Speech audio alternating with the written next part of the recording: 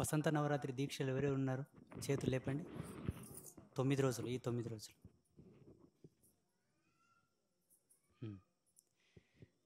రేపు పూర్ణావతి వరకు మీరు అందరు ఈడ ఉండాలి, మధ్యలో పోకూడదు. పూర్ణావతి అయిన రోజు, ఆ రోజు అవభృత స్నానం ఉంటుంది. అవభృత స్నానం తర్వాత మరుసటి రోజు ఎవరింటికి వాళ్ళు వెళ్ళాలి. మధ్యలో పోవడానికి అవకాశం లేదు. ఒకవేళ పోవాలనుకుంటే దీక్ష తీసిపోండి, సరేనా? ఇక మిగతా వాళ్ళు ఎవరైతే ఉన్నారో వాళ్ళు వీలైతే రేపు ఉదయం పోవచ్చు. వెళ్ళే వాళ్ళు ఉదయం వస్తే నేను మాట్లాడతా, రూమ్లో కూర్చుంటా. ఏదైనా సమస్య చెప్పుకోవాలనుకుంటే చెప్పి వెళ్ళిపోవచ్చు. ఓన్లీ రెడ్ యూనిఫామ్లో ఉన్నవాళ్ళు, ఇక సివిల్ వాళ్ళు అందరూ మాట్లాడినారు కదా, ఉదయం దర్శనం చేసుకొని పోండి. శుక్రవారం రోజు మళ్ళీ రండి, మీ సమస్యలు ఏమున్నా నేను చెప్తా, చూస్తా, సరేనా? ఫస్ట్ టాపిక్ ఏంటంటే, స్వామి మీ పేరేం పేరు? కృష్ణమూర్తి. మీరు అడిగిన విషయం జన్మరాహిత్యం, అంతేనా? జన్మరాహిత్యం అనేది ఉండదు, జన్మరాహిత్యం అనేది ఉండదు, అండర్లైన్ చేసుకోండి. కర్మరాహిత్యం ఉంటుంది, కర్మరాహిత్యం ఉంటుంది. జన్మరాహిత్యం మీకు కావాలంటే మీ ఆత్మ, అంటే శరీరం కాదు, మీ ఆత్మ మ్యాక్సిమం 1008 జన్మల్లో పుణ్యపురుషుడిగా పుట్టాలి. 1008 ఆత్మలు పవిత్రమైన యోని నుండి, పతివ్రత యోని నుండి వచ్చి, ఆ పతివ్రత యోని నుండి వచ్చిన మీ ఆత్మ కూడా శ్రేష్టమైన ఆధ్యాత్మిక జీవన ప్రయాణంలో జరిగినదైన తర్వాత జన్మరాహిత్యం అవుతుంది. It's a Commonwealth. ఆధ్యాత్మికతలో 1008 యోనుల్లో, అది కూడా పతివ్రత యోనుల నుంచే నువ్వు పుట్టాలి. ప్రతి జన్మలో కూడా పవిత్రమైన పుణ్యపురుషుడు, ఆధ్యాత్మిక పురుషుడై ఉంటే అది జన్మకు రాహిత్యం. అంత ఈజీగా జన్మరాహిత్యం జరగదు. కర్మరాహిత్యం అవుతుంది, జ్ఞానరాహిత్యం అవుతుంది, అన్నీ అవుతాయి. ఎన్ని విభాగాలుగా విభజన కావాలవుతాయి, కానీ జన్మ మాత్రం అంత తొందరగా రాహిత్యం కాదు. గీతాచార్యుడు చెప్పిండు కదా, ఆత్మకు నాశనం లేదని. జన్మరాహిత్యం కావాలంటే ఆత్మకు పరిపూర్ణత రావాలన్నమాట. మనకు ముక్తి అనేది ఒకటి ఉన్నది, మోక్షం అనేది ఒకటి ఉన్నది. మోక్షం కూడా ఈజీగా రావచ్చు, మోక్షం ఈజీగా వస్తుంది, ముక్తి కూడా ఈజీగా దొరుకుతుంది. ఇప్పుడు మీ పేరేం పేరు? ప్రభాకర్. మీ పేరు? రామన్ గౌడ్. రామ్రెడ్డి. మీ పేరు? అంజయ్య. లక్ష్మీ నరసింహ. ఇప్పుడు వీళ్ళందరూ వయోవృద్ధులే కదా, వయసు అయిపోయిన వాళ్ళ పేర్లు అడిగిన నేను. మానవుడు పుట్టినప్పటి నుంచి వృద్ధాప్యం వచ్చే వరకు ఎన్ని ఏషాలు వేసినా, ఎన్ని కష్టాలు పడినా, దొంగతనం చేసినా, లంజతనం చేసినా, ఆధ్యాత్మిక పురుషుడైన ఒక ఎంప్లాయీ అయినా ఏదైనా పర్వాలేదు, చివరి దశకంలో 65 సంవత్సరాల తర్వాత 70 సంవత్సరాల లోపే గురుపాదములను పట్టుకొని నెలకోసారి, 2 నెలలకోసారి, 3 నెలలకోసారి ఏమరపాటు కాకుండా గురుచరణములను సేవించుకుంటే ఆయనకు ముక్తి దొరుకుతుంది. ఇది కన్ఫర్మ్, ముక్తి దొరుకుతుంది. ఇక మోక్షం అంటారా? ఇంతకుముందు చెప్పిందేమో ముక్తి అనేది సర్వసామాన్యమైనది. అది ఇప్పుడు చూడు, జటాయు అనే ఒక పక్షి సీతామాత అపహరణలో వచ్చి పోరాడిన తర్వాత రెక్కలు తెగి కింద పడితే శ్రీరామచంద్రుడు వచ్చి ఒక త్రుటిలోనే ముక్తి ఇస్తాడు. వీరోచితంగా పోరాడావు, ఒక మహాపతివ్రత కోసం పోరాడావు, ఒక అద్వితీయమైనటువంటి అజేయమైనటువంటి సామ్రాజ్యపు పట్టమహిషి గురించి పోరాడావు, కాబట్టి నీకు ముక్తిని ప్రసాదిస్తాను, త్రుటిలోనే ముక్తి ఇచ్చాడు. ముక్తి చాలామందికి దొరికింది, అది చివరి దశకంలో దొరికింది, ప్రారంధం బట్టి దొరికింది, వాళ్ళు ఆచరించిన పుణ్యకర్మలు బట్టి కూడా ముక్తి వచ్చింది. ఇక్కడ ఉండేటటువంటి ఆ రెడ్డి కానీ, ఆయన కానీ, ఇప్పుడు ఆయన కానీ, ఇతని కానీ, వాళ్ళ కోరికలతో వాళ్ళ స్వేచ్ఛను, వాళ్ళ అభిరుచిని అనుసరించి ఇక్కడికి వచ్చారు. ఎవరి ఐడియాలజీకి నేను ఎట్లా అర్థమైనో నాకు తెలియదు, వాళ్ళ రుచికి తగ్గట్లు వాళ్ళు ఇక్కడికి వచ్చారు.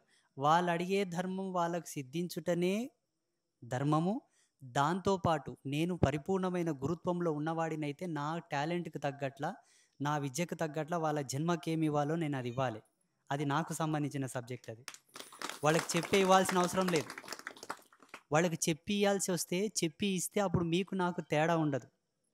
విషయ పరిజ్ఞానం, సదా దైవ చింతన, లౌకికమైన విషయవాంఛల పట్ల విముక్తి, విరక్తి కలిగి ఉన్నవాళ్ళు ఏదే గాని చెప్పివ్వరు. వాళ్ళు మీకు చెప్పేది ఒకటి ఉంటది, వాళ్ళు చేసేది ఒకటి ఉంటది. అదే మార్మికత. అది గురువులో అలంకారం. ఆయన గొప్పతనం అది.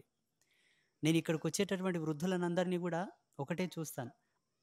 ఆయన ఆత్మధర్మం ఎంతవరకు ఉన్నది? Soul capacity. ఆయన ఆరా లెవెల్స్ ఎంతవరకు ఉన్నాయి? మరణాంతరం తర్వాత ఇతను ఏమైతాడు? ఇప్పుడు జీవన్ముక్తి అనే ఒక తత్వం లోపల ఇదే బోధిస్తారు. ఒరే బతికినన్నాళ్ళు ఎలాగైనా బతుకుతావురా, కాళ్ళు లేకపోయినా దేక్కుంటా పోయింత బుక్కెడన్నం కడుపులు వేసుకుంటావు, ఏరుగుతావు, అయిపోతుంది. చేతులు లేకున్నా నోటితోనన్న బుక్కి అన్నా కడుపు నింపుకుంటావు, కుక్కల్లాక పోతుంది.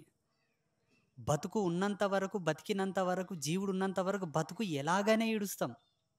తర్వాత ఏంటి ఆలోచించమన్నది. ఆ తదుపరి ఉండేటటువంటి ధర్మాన్ని ఉద్ధరణ చేసి దానికి పరిపూర్ణతను ప్రసాదించే వ్యక్తి ఈ జగతిలో భగవంతుడు కూడా లేడు. ఒక్క గురువే శరణ్యం, గురువే ఇవ్వగలడు. ఇంతకు మినహా వేరే ఆప్షన్ లేదు.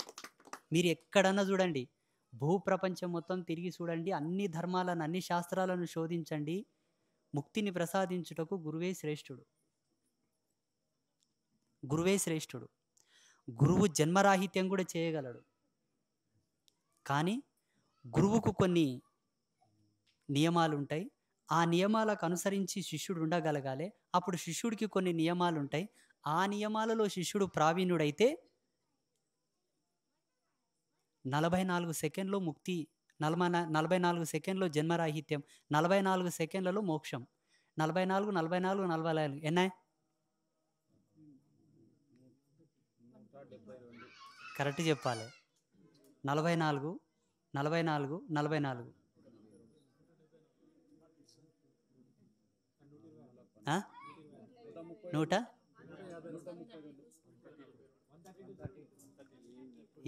మీరేం చదువులు, మీదేం తెలివయా? ఒకలాగా చెప్పారేంటి?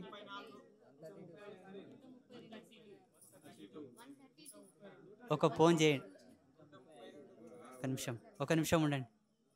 ఒక ఫోన్ చేయండి అయ్యా దేవునికి, నంబర్ చెప్తా. దేవుని అడుగుదాం, చెయ్యి. క్యాలిక్యులేట్ ఓపెన్ చేయవా?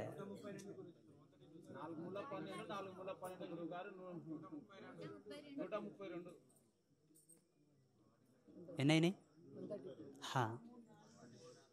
ఈ 132 అనే సంఖ్య ఏదైతే వచ్చిందో, 344 కలిపితో వచ్చిన 132 సంఖ్య ఏదైతే ఉందో, జీవుడు గర్భస్థంగా ఉన్నప్పుడు, తల్లి పేగుతో ముడిపడి ఉన్నప్పుడు 132 శ్వాసలతో పెరుగుతాడు.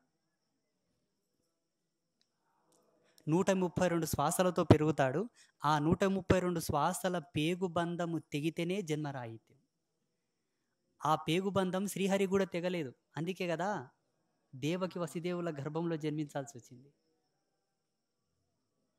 ఈ జగతిలో జన్మరాహిత్యం చేసే స్వతంత్రత, హక్కు ఒక జగదంబకు మాత్రమే ఉంది. ఎందుకంటే ఆవిడ మహాకాళి, మహాలక్ష్మి, మహాసరస్వతి. అమ్మనే భగవత్ తత్పరతకు కూడా ప్రసాదాన్నిచ్చి, ముక్తినిచ్చి, మోక్షాన్నిచ్చి, జన్మరాహిత్యం చేసి, కర్మరాహిత్యం చేసి, వాళ్ళని పరిపూర్ణమైన చేతస్సులో నిలబెట్టి, చక్రవర్తిత్వాన్ని వాళ్ళకు ప్రసాదించి, త్రిమూర్తి పదవులను వాళ్ళకు ప్రసాదించి కూర్చోబెట్టింది. సృష్టికొకరిని, స్థితికొకరిని, లయమునకొకరిని అధిపతులను చేసి కూర్చోబెట్టింది. మళ్ళా చెప్పింది, జన్మ ఎత్తాల్సి ఉంటే రెడీగా ఉండండి అని చెప్పింది. మీకు చేతగానప్పుడు నా శక్తులు ఉంటాయి, తోడు తీసుకోండి అని చెప్పింది. అందుకే కదా వారాహి శక్తిని వరాహస్వామి ధరించాడు, నారసింహి శక్తి నరసింహస్వామి ధరించాడు. జన్మలెత్తని ఇంకా రెడీ ఉండండి, సమయం ఆసన్నమైనప్పుడు అవసరం ఉంటే నా శక్తులను తీసుకోండి అని అమ్మ రిజర్వేషన్ ఇచ్చింది. మీరందరు ఇక్కడ స్వచ్ఛందంగా, పరిపూర్ణమైన మనసుతో, నిండు మనసుతో, ఎక్కడ కూడా సూది మనం మోపేటంత స్పేస్ లేనట్ల పరిపూర్ణమైన మనసుతో ఉండండి. మీకు తెలియకనే మీ జీవితాలు పావనమవుతున్నాయి. మీకు తెలియట్లా, అది మీకు తెలియదు. అది బాగా చూడండి, ఒకసారి మనసు పెట్టి ఆలోచన చేయండి. మరణం తర్వాత మరణం తర్వాత బ్రతికి ఉండడం గొప్ప కాదు, బ్రతకడం గొప్ప కాదు. మరణానంతరం ఉండేటటువంటి స్థితి ఏదైతే ఉన్నదో దాని కొరకే జీవుడు ప్రాకులాడాలి. పెళ్లిగాని పిల్లలు చనిపోతే పల్లెటూళ్ళలో కొన్ని తంతులు చేస్తారు. కత్తికి బాసింగం కట్టి తలవాళ్ళేసి కొన్ని బొందలు పెడతారు. కారణం జన్మ వృధా కాకూడదు. ఆత్మకు ఒక ధర్మం ఉన్నది, శరీరానికి ఒక ధర్మం ఉన్నది. ఆత్మ వికటించిన ఉత్తర జన్మలో భయానకంగా పుడుతుంది. శరీర ధర్మానికి పరిపూర్ణత రాకపోతే ఉత్తర జన్మలో వాళ్ళ అంగవైకల్యంతో పుడతాడు. ఇప్పుడు అంగవైకల్యంతో పుట్టిన పిల్లలందరూ కూడా పోయిన జన్మలో శరీరానికి పరిపూర్ణత చేసుకోలేదు.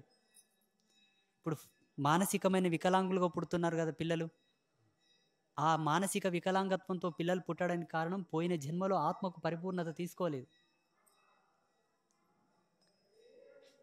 ఇక్కడ రామరెడ్డికి కానీ, లక్ష్మయ్యకి కానీ, ఆ స్వామికి కానీ, ఆ స్వామికి కానీ నెతిమిని ఎన్నికెళ్ళి తెల్లగైన వాళ్ళకంతా ముక్తి ఖాయం. ఇది తప్పకుండా, దీంట్లో అనుమానం ఏం లే. ఇక వాళ్ళ కోరికలు అంటారా, వాళ్ళ కర్మను బట్టి, వాళ్ళ రాతను బట్టి వాళ్ళు చేసుకున్న పాపం, పెద్దలు చేసిన పాపం. ఇప్పుడు పిల్లల యోగక్షేమాలు అడుగుతారు. ఈ స్వామి తన కొడుకు కోసం వచ్చిండు ఇడికి పాపం. పిల్లల యోగక్షేమాలు అడుగుతారు. జన్మ నువ్వు ఇచ్చావు వాడికి, నీ భార్యను ఆశ్రయించి జన్మని ఇచ్చావు. వాని కర్మ నువ్వు ఇయ్యలే, వాని రాత నువ్వు ఇయ్యలే. ఇచ్చినవాడు వేడున్నాడు. వాడు ఏ కోణంలో రాశాడు? వాడేం పని పాట లేనోడు కాదు రాయనీకే. వాడు రాయడానికి కారణాలు ఉన్నాయి. ఊక రాసిలేడు. ఆ కారణానికి ఒక ధర్మం ఉంది. ఆ ధర్మం తీసుకున్నది ఈ జీవుడే. అవి తీరే. దాని గురించి మీరు ఆలోచించాల్సిన అవసరం లేదు. మంచి తేటని నీళ్ళల్లో ముత్యం వేస్తే మనం ప్రత్యేకంగా చూడాల్సిన అవసరం లేదు, ఆటోమేటిక్ కనబడుతుంది. ఈ క్షేత్రం పరమపావనమైంది. ఈ క్షేత్రం చాలా గొప్పది. దీని విలువను, దీని శక్తి సామర్థ్యాలని మీ అభిరుచితో కొలవద్దు ప్లీజ్. కొలిసేటట్టుంటే ఇక్కడికి రావద్దు. చూడండి, నేను ఫస్ట్ బిజ్జారంకి వచ్చినప్పుడు గోపాదం అంత నేలలేదు నాకు. ఒక ఆవు ఎడమకాలు మోపేటంత నేలలేదు నాకు. మా ఇంట్లో పూరి గుడిసెల్నే ఒక వాయవ్య మూలలో అమ్మవారిని పెట్టుకొని రోజు అనుష్ఠానం చేసుకుంటుంటుంటే, ఈనాడు ఏమైంది? నిన్న ఏం జరిగింది చూసిరిగా? అశేషమైన జనప్రవాహం, వాళ్ళకి అన్నం పెట్టలేని పరిస్థితి. ఇది నా గొప్పతనం కాదు, మీరు అనుకుంటారు. అజ్ఞానం ఇదంతా. అమ్మ ఆకర్షణ శక్తి, భగవతిలో ఉన్న కళాకర్షణ శక్తి, అమ్మ పాదాల దగ్గర ఉండేటటువంటి యోగ శక్తి, ఆ తల్లులు అమెరికతో కూర్చున్నటువంటి ధర్మం ఇంకా ప్రబలమవుతుంది. ఈ క్షేత్రం ఇంకా గొప్పగా అవుతుంది. పోయిన సంవత్సరం రామరెడ్డి గోమాత కళ్యాణంకి ఉన్నాడు. మీరు కూడా ఉన్నారు కదా, మీరు కూడా ఉన్నారు. వాళ్ళు పోల్చుకుని ఉంటారు పోయిన సంవత్సరం కళ్యాణానికి ఈ సంవత్సరానికి ఎంత డిఫరెంట్ ఉందో. వాస్తవమా కదా? వచ్చారు, వెరీ గుడ్, కరెక్ట్ చెప్పారు, వాస్తవమే.